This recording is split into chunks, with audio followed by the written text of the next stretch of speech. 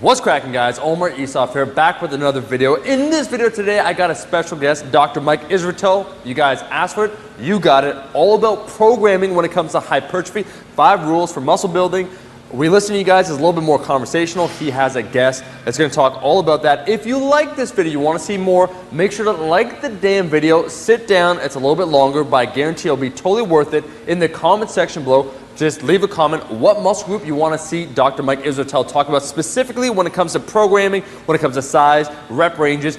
Comment below, we'll make it happen. Without further ado, I'll let Mike do all the talking. Hey guys, Dr. Mike Israetel and Jared Feather here from Renaissance Periodization, and thank you so much for having us on your channel. We're here to talk to you guys about kind of real-world basic rules for making sure your program is growing your muscle. So we can say hypertrophy, but we're trying to keep it a little less sciencey. We're going to take some of the scientific principles and kind of translate them into real-world application. We've got 5 kind of directions or rules to go by, and here they are. These are the foundational basics. Can it get more complex than this? Absolutely. We've made a hell of a hobby making stuff like this more complex, but fundamentally, if your hypertrophy program is working really well, it's going to do all these things right. The first one is volume. So generally speaking, there's a dose-response relationship with volume and amount of muscle you're growing. The more you train, in terms of number of sets and to some extent number of reps, the bigger you get. But that's to a point up until you can't recover anymore. Obviously, training beyond your ability to recover doesn't get you any more jacked because your body is just simply trying to heal itself at that point and not actually growing. So basically, if you want to hit the volume correctly, you've got to train somewhere in between your minimum effective volume, which is the minimum amount that it takes to actually get you more muscular, right? If you train with 1 set per week, that's definitely below that for almost everyone except for ranked beginners. And you want to train between your minimum effective volume and your maximum recoverable volume. What is that range, Jared?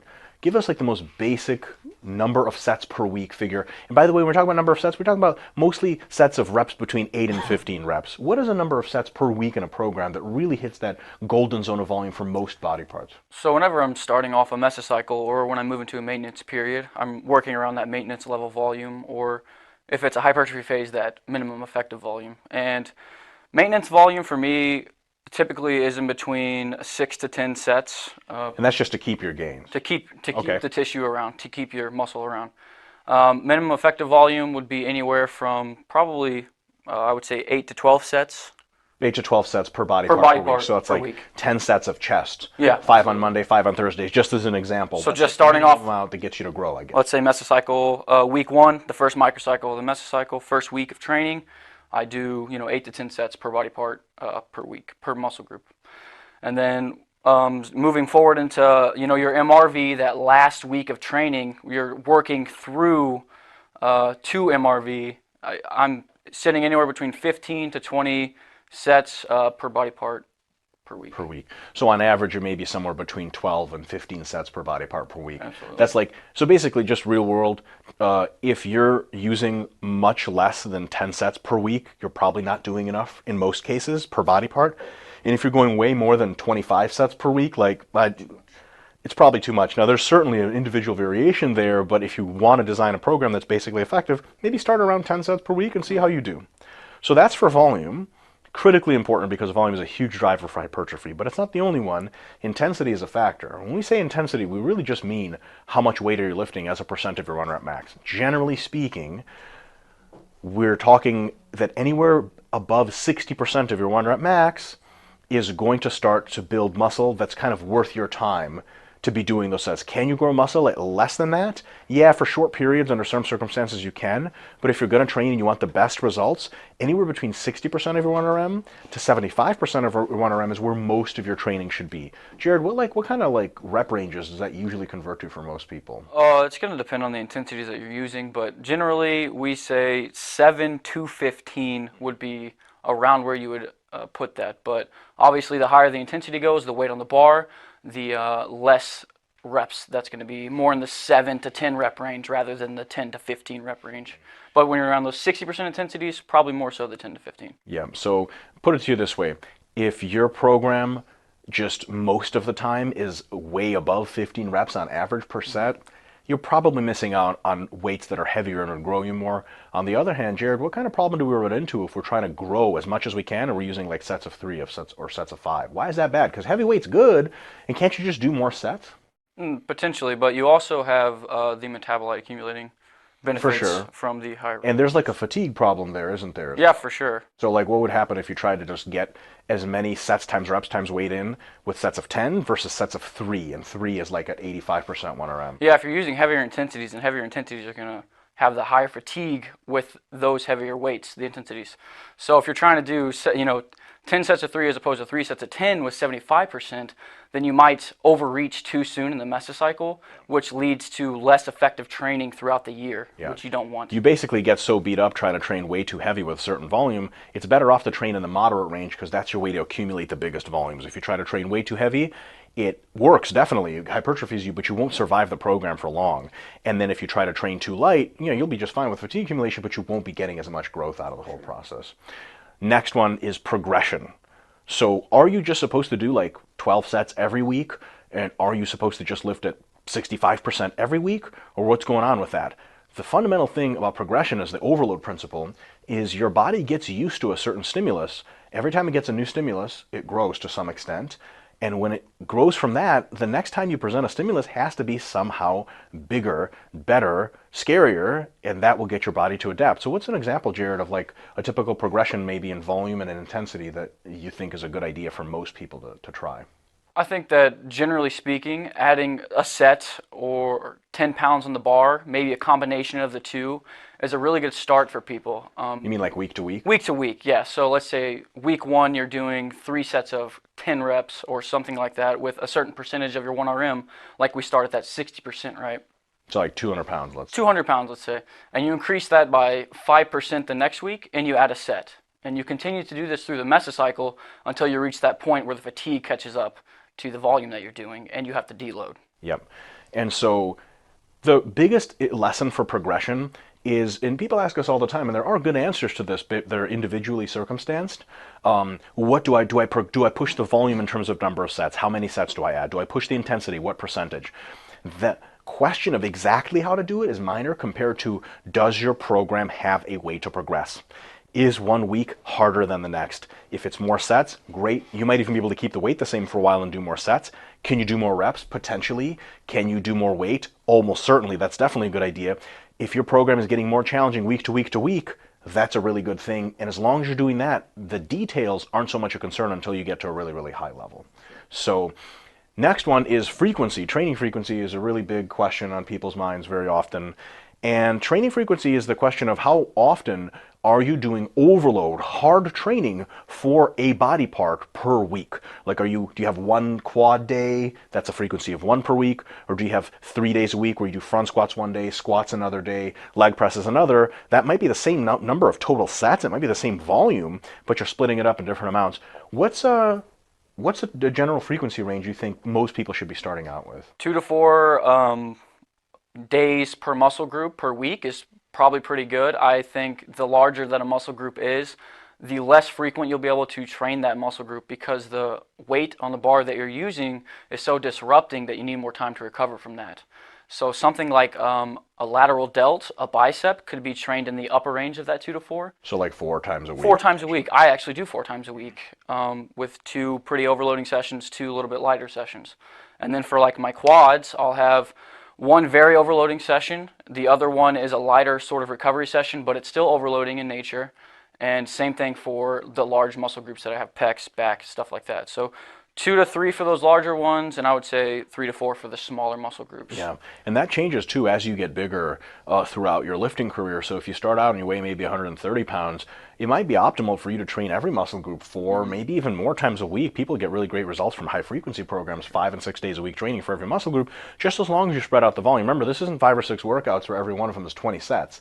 It's like 4 sets at a time, but 6 times 4 adds up to something like, 20-ish, a little bit more. So the deal with that is, as you get bigger and stronger, you may not be able to overload as frequently. So if you weigh 130 pounds, you might be able to get away with I phrased that actually a little bit wrong. It might be optimal for you to train relatively frequently, but if you are in the position where you're pushing 200 pounds, maybe a little bit more, and you're pretty strong, benching in the high threes, deadlifting in the fives, and squatting in the high fours, you're not going to be able to sustain.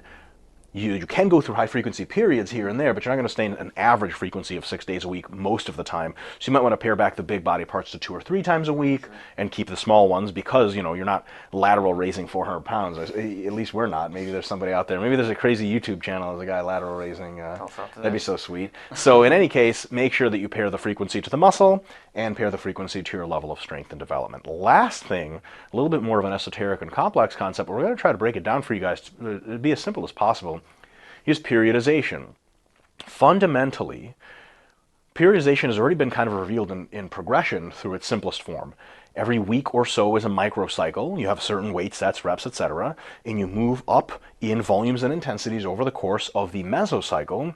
Fatigue will accumulate throughout that time to the point where you can't progress anymore because you've basically been fatigued too much. It's like if a restaurant kitchen is making really good food, by the end of the day, there's so much garbage everywhere and unwashed silverware, etc., that because we're so busy making good food, we didn't have time to clean the kitchen, so you have to go back and do a deload phase, maybe a week of super light, or much lighter, much less volume training in order to clean the kitchen, so to speak, drop that fatigue and let your body hit another hard mesocycle. What's a typical deload recommendation? Because a lot of people will say, let's just take a week off. Sure. What do you think is a good, some people train way too hard on deload. What's a good deload week look like? That's a good question, because I'll see, especially in the bodybuilding community, when I get clients coming in, they're like, yeah, so for my deload, or in the powerlifting community as well, they're like, I just went ahead and I lowered the weight, but I went ahead and did, some drop sets. I did a bunch of curls that I added in, stuff like that. What does that do for volume? It jacks the volume way up, which volume is the number one contributor to fatigue. We're trying to drop fatigue and replete substrates. Probably a bad idea to do those types of things.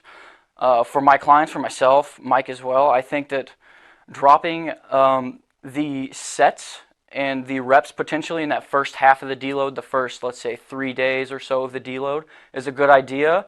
The last half of the deload, when your substrates are pretty repleted, your fatigue's starting to dissipate pretty well, you can go ahead and drop the intensity, the weight on the bar as well, and finish off the deload that way, because those lighter sessions, they also promote recovery. They're not just sessions to do sessions. Yeah. You're going in there, promoting recovery, repleting substrates, and that's how you deload. Yeah. So basically, if you're using 200 pounds at the end of your mesocycle for 6 sets of 10, you might do, like, in the first half of your week, 3 sets of 5 at about the same weight as the 10 weight. And 5s at a 10 weight isn't that hard. When half the sets, you're starting to really drop some fatigue. Mm-hmm. But we also want to take some of the fatigue away from joints and connective tissues, etc. So then the second half of the week is 3 by 5 at 100 pounds, which feels ridiculously easy, but what does it tend to do to your motivation to train at the end of a deload week? Well, I can tell you from experience, from someone that has skipped some of those sessions before, that it makes you want to go train.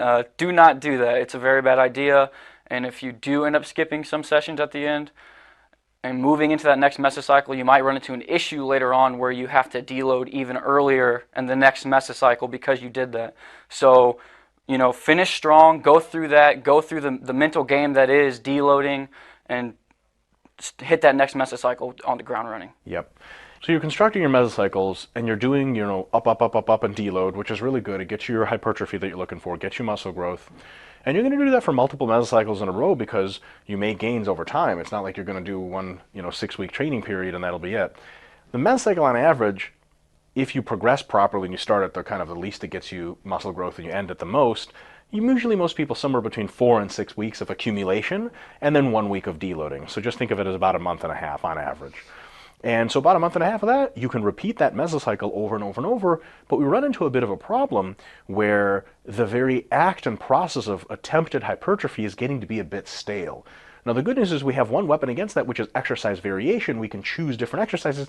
Maybe every 2 mesocycles or so, you can do new exercises. So, like, what's an example of that, Jared? Like, how are we going to replace exercises? It's pretty simple. There's, grip and width variations that are very effective because, you still want to try to stick to those heavier compound basics, things of that nature in the beginning of this training session. So if you can simply just move from a normal grip bench to a close grip bench, a narrow stance squat to a wide stance squat, or maybe even just a barbell bench to a dumbbell bench. Yep. So you progress for about 3 months on one of those variants. You go up, up, up, up, up, down, up, up, up, up, up, and by that end of that maybe 3 months or so, the movement's pretty stale. You're not making the kind of gains you used to be. You introduce a new movement, so if you used to incline dumbbell benching, you might switch to flat dumbbell or something like that, a little bit of different focus, different angle. You might even alter the rep range a little bit. That gets you a new ability to grow, but even that runs out after probably about half a year. You're just kind of resistant to high volume training. Your body doesn't respond the same way it used to. You might notice that from a first person perspective, as a lack of a pump, not much is happening. You don't get the same blood flow as usual from training. You might start to get really bored with training. You might get it burned out. What do we do in that case, Jared? These are really good times to step back, and whenever we were talking about volume before, we talked about that maintenance level volume. He was talking about during periods where you're just maintaining the tissue integrity, where you would up the intensity, move into maybe the strength realm, or just... So like sets of 5 or something. Sets of 5 around there. You know, lower the rep, like you said, lower the rep range to maybe that 4 to 6 rep range period. And you want to back down on the total volume in the session dramatically.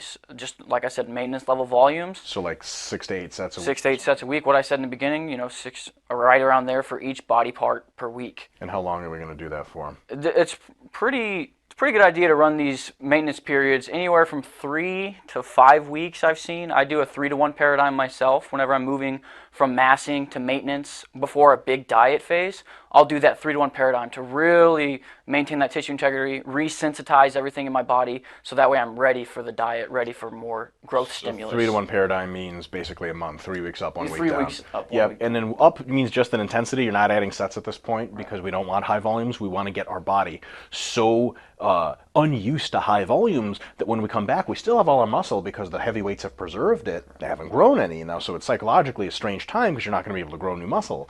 But what you're doing is you're priming yourself to grow new muscle for months and months after, or keep muscle on if you're going to go into a diet phase. The easiest analogy I have for this maintenance phase is the weekend. You want to be super productive at work, but if you work 7 days a week, weeks on end, you're going to burn out sooner or later. So if you're really, really prone to be a just SpongeBob kind of really good worker, and that's your #1 goal, the weekend is actually a good idea because it resets you, recalibrates you, drops the fatigue so that you're ready to be a hard worker again on Monday.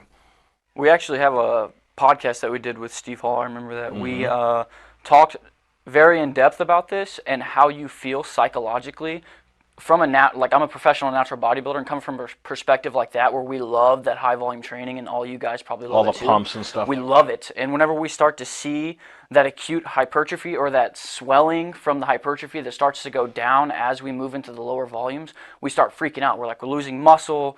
Oh God, what do I do? And we want to just go get a pump.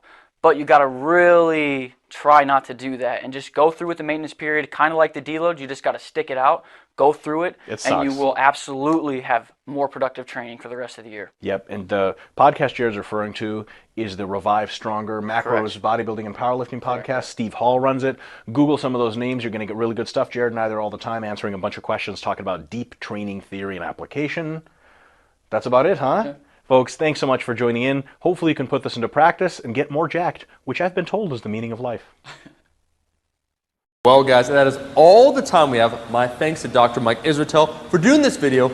If you liked the video, make sure to like the damn video. I'm also going to link all his social media in the description. Make sure to check out, he has something called Renaissance Periodization. If you're interested in trying to build size, build muscle, also get help with your nutrition, I highly recommend it. He's extremely knowledgeable. Check that in the description, and I'll be seeing all you guys, my rascals, in that next video.